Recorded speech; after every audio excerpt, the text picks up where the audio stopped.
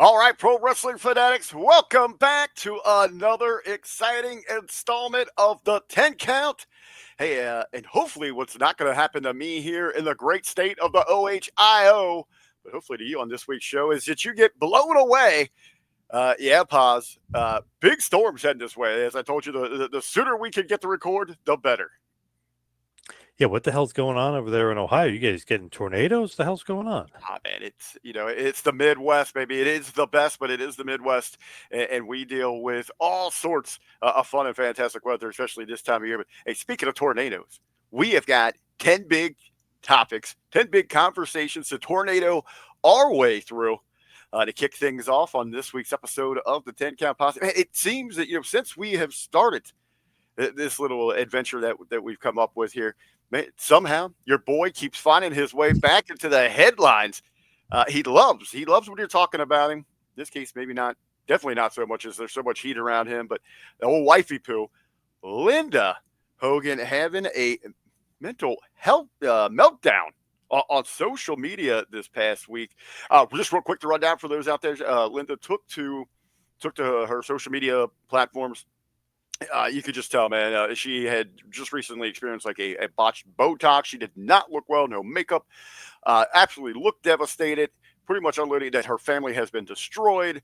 She does have relations still with Nick, but hasn't talked to Brooke in 7 or 8 years. That Terry, Hulk Hogan, absolutely has just left her broken. Pause if you want to add to that or your thoughts here. To me, obviously she looks unwell. There's obviously some issues there. But when the kids don't talk to you, especially the daughter doesn't talk to you, and obviously the dad is at the wedding. The dad is close with the family still, and obviously you got a great relationship with dad. You got to wonder what's going on with the mom. That's a really really telltale sign that the mom screwed up. Something bad happened with the mom. So like I got to take Hulk's side, of course, as you would expect. But with Linda there, when you hear the kids are against the mother, that is like the ultimate like no. So that the dad is in good standing and the dad has a good relationship and the mother doesn't.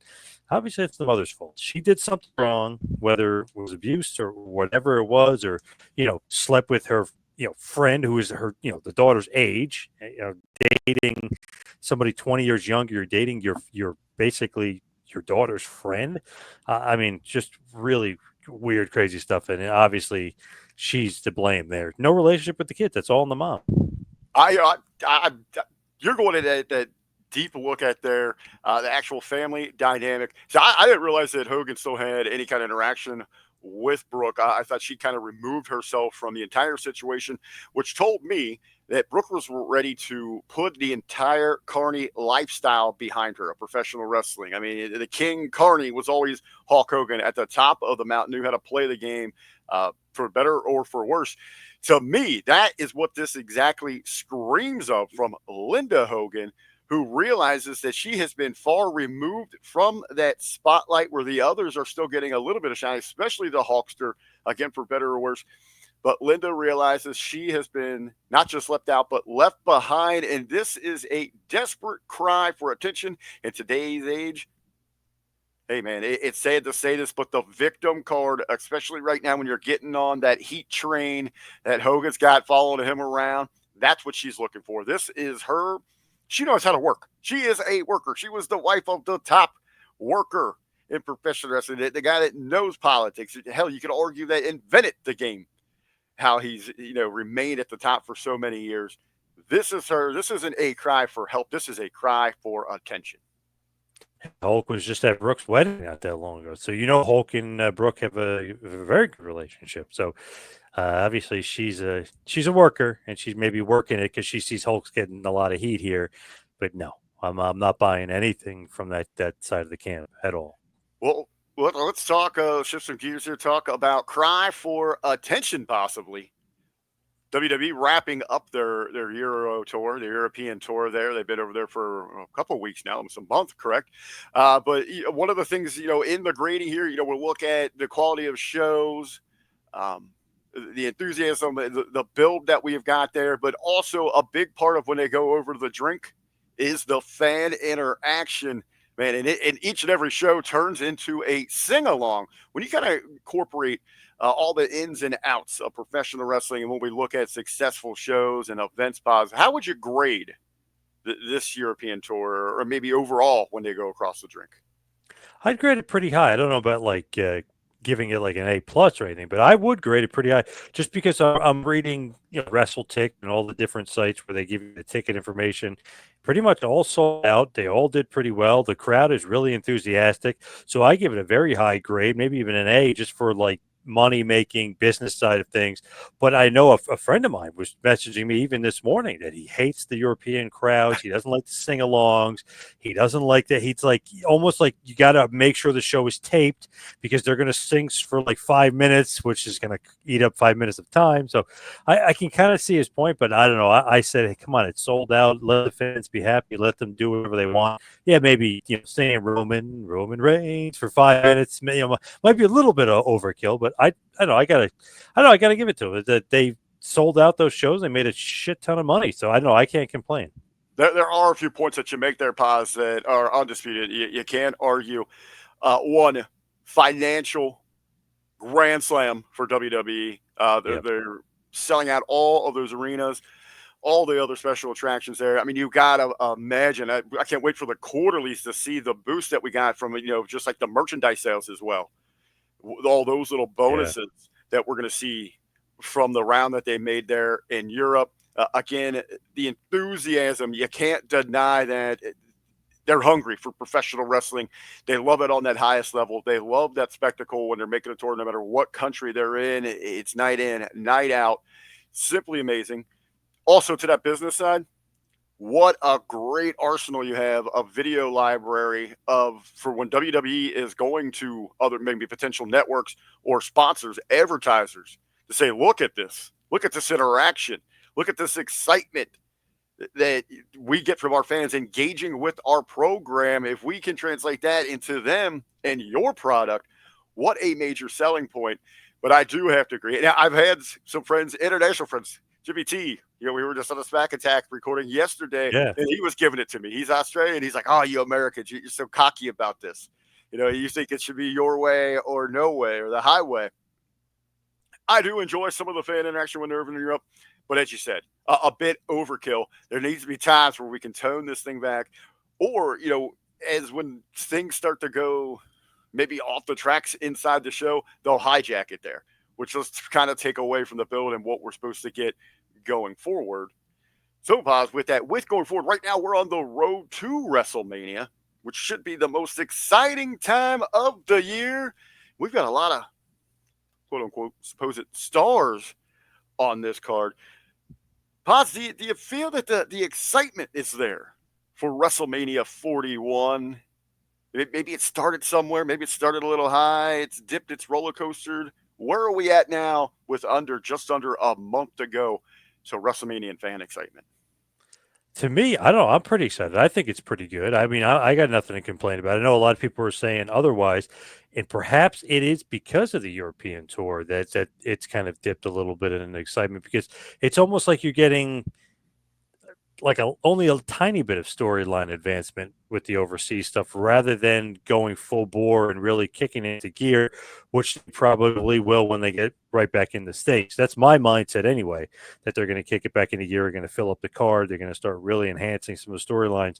And they were kind of in like relaxation mode because of overseas and hey, we're making a ton of money and it's not live and let's just take it easy. So I know that's kind of my take on it, that they kind of been slow playing it a little bit. I know there's only 3 weeks left, but I feel like they've been slow playing the build a little bit here for WrestleMania 41. Well, I think when we look at the major players, as we did, we've been talking about here the last couple of weeks on the 10 count about those main events, who should get that slot in night one. We now know that we were pro for it. Take the biggest stars you've got, put them in the main event, put them in that spotlight. Maybe that's what's been hindering this kind of excitement behind this build, though, is that we haven't had that full blown, as you said, involvement, regularly between Cody and Cena. Roman just kind of re-emerging onto the scene to get himself involved in the things that are going on with Punk and Rollins. That might be the drawback as well. As you said, that we've got 3 weeks. They're home. They're back on television next Friday. What better way to go full gear, no pun intended, in Chicago, especially Punk's hometown. In that program, now that we know, we saw the reactions from CM Punk, how emotional he was there, that he's going to get that main event opportunity, and it's signed, ready to go, triple threat. I just wonder what the favor is. That's got to be hanging That's the out there. intrigue. That's one of that intrigues that I think should Yeah, get people excited. I think there's a lot of carrots dangling out there that people should be intrigued about right now. But for whatever reason, maybe it is because it's not in the states here.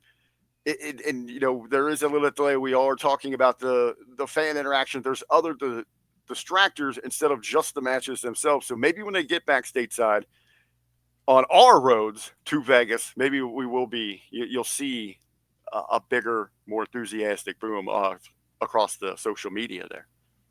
I was cracking up though. People online can't add. Have you seen this? People literally are saying this is the lowest drawing Mania since WrestleMania 22. I said, wow, these people can't add. 46,000 almost plus 47,000 almost is 93,000 tickets. They were saying, oh, they didn't sell that many tickets. Plus, not only 93,000 tickets so far as of our recording have been sold, it's the most money they've ever made for a show ever because of the high ticket price for Vegas. So they already broke a record and they haven't even sold out yet. And it looks like they're headed towards a sellout. But if people, of course, the anti-WWE or whatever they want to do, which is crazy, these bitter old fools, it just nuts. I'm like, oh my God, when is 93,000 tickets sold at the highest price point of all time like a failure? Just, people are nuts. Hey, a little bit of a, I guess, spoiler we'll let out there. I was going to let you know this is even for you. I was going to propose that we do a special that is the financials, the numbers, the top 10 financials of WrestleMania that we'll have Yeah, everybody, we can talk with everybody about. you are nuts. Pause. Yeah. A little bit of history set to be made here in the next couple of weeks. And hey, kudos to them for the celebration here. But man, this one really, it feel like it stuck up on me and I couldn't believe that it was true. But Dynamite is set to surpass Nitro in number of episodes. I've got that queued up here. The stats on this, of course, here TNT was the home of WCW Nitro, which ran from September 4th, 1995 until March 26, 2001. Nitro ran for a total of 288 episodes. So Dynamite in St. Paul, Minnesota, this past Wednesday was the 286th episode. The promotion will tie Nitro on April 9th and surpass it on a special night that they've got going on April 16th. Paz, I got to tell you, man, kudos to Tony Khan and the crew for such a milestone. But again, man, it felt, I don't know, because I was younger and it was such a huge part of my life. I feel like Nitro ran way longer than that. Here's the thing, too. Like, that's great. Congratulations, AEW. That's fine. Did they ever even close to ever touch the lowest rating for a Nitro ever? I don't even think they even came close to the lowest. I Even think at their I think highest, the I don't think they lowest came I Nitro's did see. lowest. I think the lowest Nitro ever was like a 1.8, and the highest Dynamite was a 1.4 mil. Right. Yeah. So not really, close in that. Nitro beat Raw 83 straight weeks, really 90 straight weeks, really 104 weeks out of 117. So it's almost like, yeah, that's great and all, but you never even came close to really beating WWE. Yeah, they beat NXT when they did that kind of, I don't know, that to me, weak run with Adam Cole on top of NXT for a while. Just a weak NXT run, and they were able to beat him. But of course, you had Cody, you had Punk, you had WWE top stars. Now that you had then, and they don't have any more. So to me, it is great, but it's soft. You know what I mean? It's very, very soft. SAWFT soft. It's just super soft to say that they're going to beat Nitro, and never even close to even beating WWE ever. And Nitro just almost put WWE out of business. What you're talking about, just Nitro and WCW just beating WWE. No, I mean they were the number one back then. Yeah, Nobody was touching them. The NFL was cowering. I know it's so insane, unconceivable, right? They asked them unbelievable to say to that go off. today. Yeah, yeah, friggin' nuts. They asked basically the NFL called WCW and WWF and like, can you please take wrestling off Monday nights? We're trying to do Monday Night Football here. Like this tradition of Monday nights, we're getting killed. That would never happen today. Forget it. I mean, 16 million people were watching like a horrible Monday Night Football game. It's crazy. I mean, it's absolutely Yeah. insane. Well, again, no, congratulations to AEW. Well deserved honor there. enjoy it.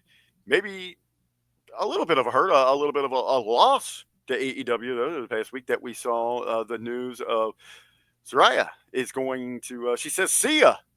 To AEW. She also has a big book that's just been out here. She's been making the rounds, the media rounds, talking about her future.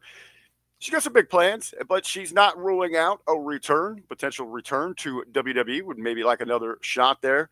Pause, my man. What do you see for the artist formerly known as Paige?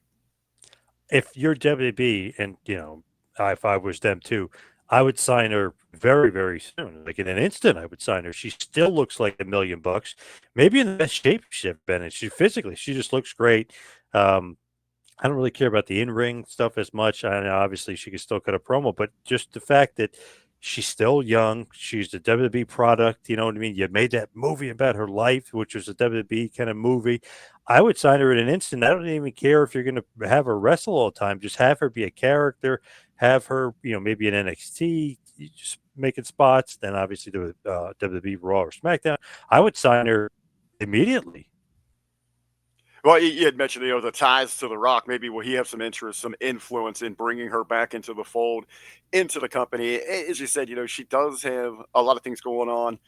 The book, she has announced that, she has been filming some episodes for a podcast. It's kind of, I can't remember, it's something like, it's not ridiculousness because that's already a show, but Rule like breakers. Rule Breakers, yes, where it's got a podcast meets Jackass or something like that. She also says that there's a dream role that she is getting set for. So she is a very very busy woman. It's funny you mentioned that she still is young. It's one of those, we're almost like LeBron James. He's been around for so long, you forget that he's only in about our age, right around Right. our age. He started so young, and so did Paige. So it seems like she has been around forever. So we just think that she's older. Still a lot to offer as a talent, I believe. Maybe an ambassador, as you said. Maybe a few more matches in her to really put some girls over. There is a draw about her. People do gravitate towards her. So there is money to be made. I'm not saying it's got to be a priority one. Get her, geared up, ready to go for WrestleMania to help for this lackluster draw, if you will, if the fans aren't interested. But down the road, if there is a spot, don't hesitate to call her on that. Absolutely. Well, another big name for the female wrestlers out there that seems to be a free agent. This one quite a stir, if so many inside the business took to social media, really surprised about this big departure. Gail Kim gone from TNA wrestling as she was such a big contributor backstage there. That was a weird one to me because all the stuff that I've read and my buddy Lavi, we always do the Business of the Business podcast. We always talk very fondly of her and how like she has such good placement in TNA, not just in front of the camera sometimes, but obviously behind the camera, even with talent relations, she had played such a pivotal role. And boom, she's gone. It just almost didn't make sense. There almost has to be more to the story. There's got to be something else going on behind the scenes for that to happen. Yeah, as you'd mentioned, Gail Kim, absolute legend, and really helped define TNA, not just a women's division, but as a company for so many years. And when we talk about women's wrestling going, from that sideshow, bra and panties things to an actual attraction that was wowing, stealing the shows, a lot of that was Gail Kim in TNA wrestling. Tremendous wealth of knowledge, was doing so much backstage recently for them. TNA itself, though, in Anthem, they've been regularly going through a shakeup. I mean, since getting rid of Scott D'Amore, what are we on our second or third already head there of the company? Yeah. Yep. We've had some shakeups in the creative. No Delirious now, seeing that he is going on board to help out. I did see some reports there that not the leadership, but beyond him with the new heads of the TNA who's overseeing that department, that Gail just wasn't one of their people. I do have a question here. Maybe want to weigh on this quickly. Throw it out there for those that leave us a comment though below in the comments. I don't really know too much about the details, political background of Anthem itself, but it does seem that in a lot of these shakeups, they are quick to remove from TNA anyone that really leans kind of hard to the left. And Gail's kind of outspoken in that direction. That I didn't even think of. I just figured maybe there's somebody that, one of the higher ups didn't like her. Maybe she's too outspoken because obviously she's gay. Okay, but she could be outspoken. You know what I mean? She can have her own opinion. So I'm not really sure about that at all. I don't even think about that aspect of it. Could be. It very well, could be. To me, though, it's just weird. It's like they're doing so well. They just had those two back-to-back dates in El Paso, which was like their best back-to-backs ever, like basically the biggest crowds ever. They did so good, and then they shake up the company again. I just don't understand what the hell's going on. It just seemed like you got the WWE deal, you had those El Paso dates. Like, it just seems like they're killing it, and then all of a sudden, boom, they got to have a shakeup, and they got to fire somebody, and they got to move on. It's just odd. It's very strange the way they operate over there. Well, they are certainly keeping their employees and the fans on their toes with the directions that they've got going on there in TNA wrestling. Now, pause. One of the great things about the internet, and here on the 10 count, is our love for debate. Throwing things out there, comparisons from today to the past, and all that. We're talking a little TNA wrestling. We're talking AEW. We're talking W. The drastic styles there. Big time recently. AEW kind of a big target for this one here, especially with the Moxley thing, and just not your fans speaking out. I'm thinking about the Moxley with the nails to the back recently here, but the deathmatch style of professional wrestling. But even Rob Van Dam recently spoke out. They said, he got to see what happened to Moxley there. That wasn't his cup of tea. He doesn't like this new generational style of professional wrestling. And we regularly see to the defense, especially in a case with an ECW, not just a legend, an icon in Rob Van Dam. So many fans that use the counter. Well, what about ECW? They were so ultra-fired. They were the originators of this. How can you old SOBs, you grandpas, sit there and tell us how great that era was, but then absolutely crap all over modern day deathmatch wrestling? Paz, what is your reply to something like that? It is weird because I guess that's like kind of like an easy comparison, almost like they think it's a layup to do that. To me, I think man, it's I I don't think it's know. a I'm not. lack of understanding. Yeah, to me, I don't know. I'm not really seeing that. And whenever they do that, I always think like maybe they didn't really watch, or maybe they're not old enough to have seen it. But to me, it's interesting too because it's very opposite. AEW seems like, and maybe I'm crazy. I think they have a strong roster, terrible booking.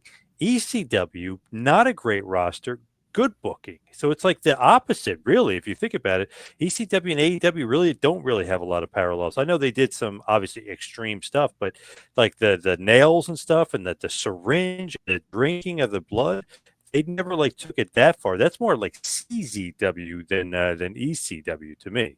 And I think with these death match companies you're talking about with 2CW, with what was the one out there that they had, the porno guy ran out there Oh, in XPW, yeah, X, Rob yeah, Black. that they ran out there. To me, it's a case of one, as you said, so many people today that try to make that comparison, use that as an argument, didn't live through that era. So they didn't really get to experience what it was. So they're truly missing the greatness that was ECW. And it was about bringing together a generation representing those that wanted to hear Rage Against the Machine. It was society fighting back at that time, and ECW was so magnificent in creating characters that were relatable to everyone. You could find someone to live vicariously through there and go along on that journey. The storytelling was so magnificent, and the talents themselves weren't what we were used to in professional wrestling. They were raw, they were gritty, they were real. Again, we could relate to them. But it also was, when you're making a comparison with like something like AEW in ECW, remember ECW, it was what it was. It was an underground cult following that got a little bit exposed when it went to television, that it wasn't really ready for that mainstream audience. Wasn't really that great, to be honest, when some of those TV shows and some of those pay-per-views. AEW kind of been, I don't know, their pay-per-views have been good. The wrestling hasn't been good. They've kind of been exposed by the booking, but once they try to go into that like ultra violent, let's just do like the like South Park type stuff, I feel like that's when they jump the shark, and then the comparison to CCW is just totally whacked. ECW wasn't just a wrestling company; it was a lifestyle, and so many people bought into that. We hear from the wrestlers themselves that they bought into it maybe when they should have been making better business decisions. Yeah.